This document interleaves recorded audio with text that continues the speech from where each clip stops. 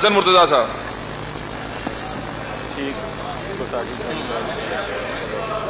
میں یہ لام آپ لام جناب اسپیکر. شکریہ جناب اسپیکر. ایڈوائزری کمیٹی میں ڈیسیژن ہوا ہے ادھر بات کر لیں. شکریہ جناب اسپیکر.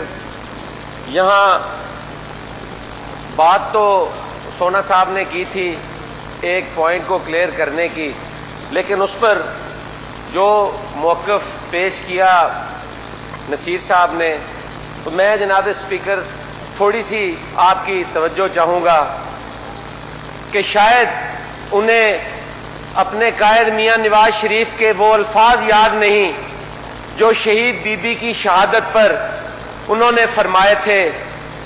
شاید انہیں وہ معافیاں یاد نہیں جو احتساب الرحمان کے کردار پر COD سائن ہونے کے بعد میاں صاحب نے مانگی تھی.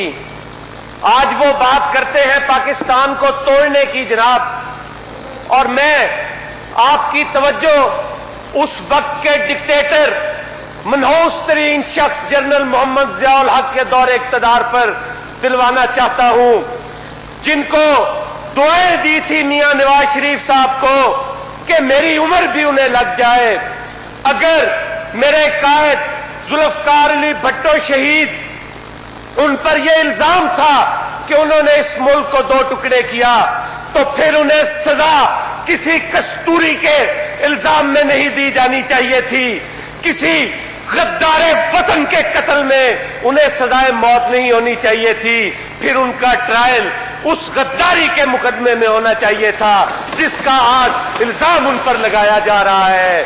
جناب اسپیکر، 11 سالہ اقتدار میں ایک لفظ ان پر غداری کا یہ ثابت نہیں کر سکے. آج انہیں یاد آیا ہے کہ بھٹو شہید غدار تھے. میں جناب ان کو یہ چیلنج کے ساتھ کہتا ہوں کہ ایک پاکستان پیپلز پارٹی ایسی جماعت ہے اور اس کے جالے ایسے سیاسی ورکر ہیں جو ہر مصیبت برداشت کر سکتے ہیں، جو پھانسیوں پر بھی چڑھتے ہیں، جو کوڑے بھی کھاتے ہیں، جو قلعے بھی کاٹتے ہیں اور پھر عدلیہ کو سلام پیش کرتے ہیں. ان سے تو وہ ایک لفظ برداشت نہیں ہوتا اور جا کر سپریم کورٹ پر حملہ کرتے ہیں. اس حملے میں کوئی پاکستان پیپلز پارٹی کا جیالہ تھا؟ کون لوگ تھے وہ؟ اگر انہوں نے جوڈیشل کمیشن بنانا ہے تو پھر سپریم کورٹ پہ حملہ کرنے والوں کے خلاف ہو. جناب اسپیکر، ہم نے تو جوڈیشل کمیشن قائم کیے ہیں جناب. حمود الرحمان کمیشن کس نے قائم کیا تھا؟ شہید ذوالفقار علی بھٹو نے کیا تھا. شاید میرے اس نادان دوست کو نہیں پتا جناب اسپیکر، اس نے الزام لگایا ہے، اس کو یہ نہیں پتا جناب اسپیکر کہ بھٹو بننے کے لیے تختہ دار پر جھولنا پڑتا ہے. جناب اسپیکر، بھٹو بننا اتنا آسان نہیں ہے. جناب اسپیکر، ایک دن اگر کراچی کے اندر ہمارے 300 کارکن شہید ہوتے ہیں تو دوسرے دن ہماری قیادت، ہماری شہید قائد ہسپتال میں جا کے ہمارے مریضوں کی تیمارداری کرتی ہے، مرنے والے شہداء کے گھروں میں افسوس کے لیے جاتی ہیں. اور آج بھی جا کر گڑی خدا بخش میں جناب دیکھیں اور اپنے ان دوستوں کو بھی کہیں، میں دعوت دیتا ہوں آ کر وہاں ان بے نام شہیدوں کی قبروں پر دیکھیں جہاں پر آج بھی لکھا ہوا ہے میں بھٹو ہوں، میں بھٹو ہوں، میں بھٹو ہوں.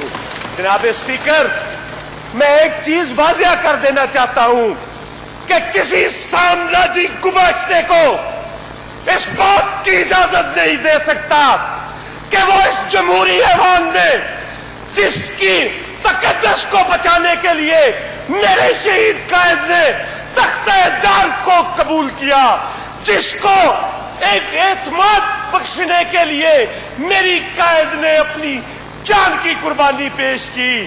کوئی بھی نادان دوست، کوئی بھی آمریت کے کندھے پر بیٹھ کر آنے والا، کوئی بھی جوڈیشل مارشل لا کا مطالبہ کرنے والا جناب اسپیکر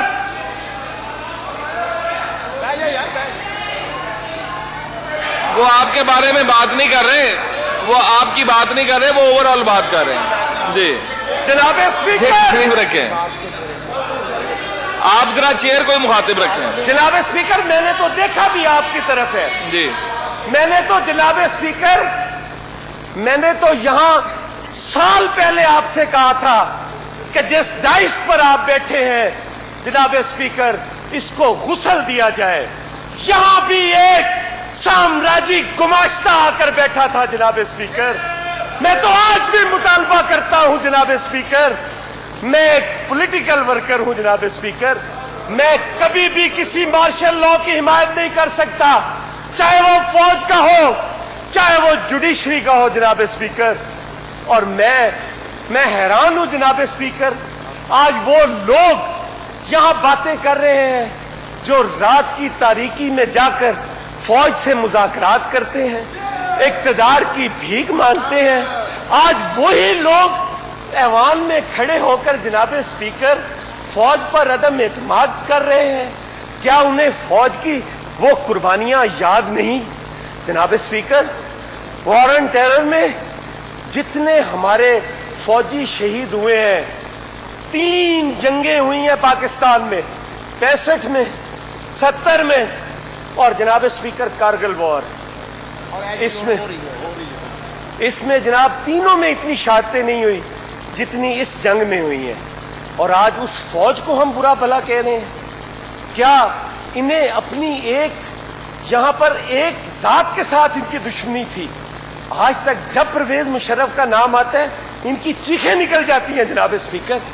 ये अटक जेल में एक रात नहीं काट सके थे। ये कहते थे बिच्छू है इधर, खटमल है इधर। और जनाब स्पीकर, जद्दा में जाके सांस लिया था। ये मुकाबला करते हैं मेरी क़यादत का, जिन्होंने अपने मिशन के लिए, जिन्होंने अपने कॉज के लिए जाने कुर्बान की जनाब स्पीकर। इन्हें क्या पता जनाब स्पीकर, हमारी सियासी जद्दोजहद के पीछे काल कोठड़ियां भी हैं, किले भी हैं, कोड़े भी हैं, फांसियां भी हैं। और जनाब स्पीकर, हमारा हौसला है, हमारा हौसला है जनाब कि हम जेल की दाल तो खा लेते हैं, हमने आज तक सिर पाए की ख्वाहिश नहीं की। जनाब स्पीकर, ये तो अपनी छोटी छोटी ख्वाहिशात के लिए पाकिस्तान के मफादात को बेचते रहे। अपनी हुकूमत को बचाने के लिए अमीरुल मोमिनीन का ढोंग किसने रचाया था जनाब स्पीकर? वो आइन से गद्दारी नहीं थी?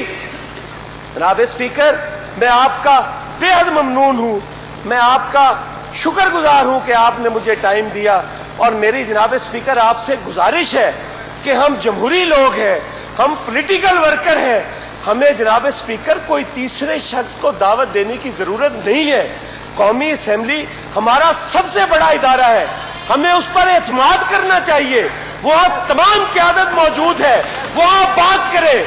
अगर वहां इसी पाकिस्तान पीपल्स पार्टी ने 2 इन कैमरा सेशन करवाए जनाब स्पीकर, 2 इन कैमरा सेशंस करवाए, पाकिस्तान पीपल्स पार्टी और क्या करे? रिकंसिलिएशन की बात करती है, साथ लेकर चलने की बात करती है, तो उससे भाग जाते हैं। अगर हम कहते हैं कि अपनी क़यादत को इलेक्शन लड़वाओ, हम कैंडिडेट नहीं देंगे, तो हम उसे मुंतखब करके भेजो, जनाब स्पीकर उससे भाग जाते हैं। और आज यहां पर जब बात होती है तो पॉइंट स्कोरिंग के चक्कर में पड़ जाते हैं। क्या पाकिस्तान को आप अपनी वजारतों के लिए इस्तेमाल कर रहे हैं? नहीं मिलनी ये वजारतें आपको। अगर पाकिस्तान है तो हम हैं, पाकिस्तान नहीं तो हमारा कुछ भी नहीं है जनाब स्पीकर। शुक्रिया जनाब। बहुत शुक्रिया। मोहतरमा सीमल कामरान।